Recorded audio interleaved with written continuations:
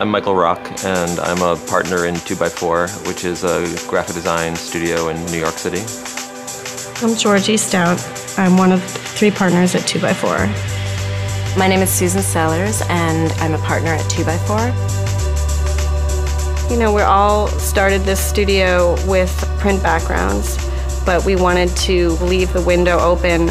We would love to push the boundaries of what graphic design can be.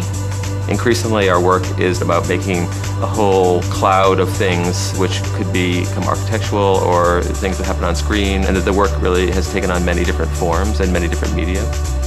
Something passes through a Macintosh computer at some point between an idea and getting it on screen, on page, in a building.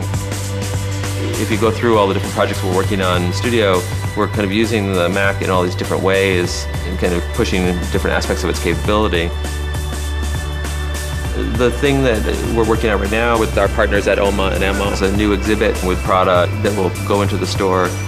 The name of the exhibit is Waist Down, and it's an exhibit about skirts.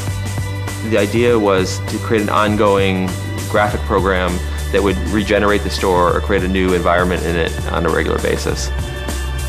Part of it's being done in Milan, part of it's being done in Japan, and then everything has to be shipped here and arrive at the right time and then be installed.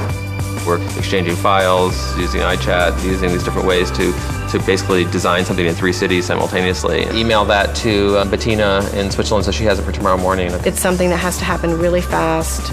You can save a sketch as a QuickTime movie and email that or put it on our FTP site. They can download it and look at it, and within an hour you can have feedback from the client and be working on the final cut. You know, when you think about it, the Mac as a platform, it literally is the platform for the whole industry. So it's become this kind of tool that also allows us to communicate in these very fluid ways with the other people we work with. So for instance, I was just shooting an ad for Vitra the other day, and we had a setup at the photographer's studio. He's shooting directly from a digital camera into his Macintosh.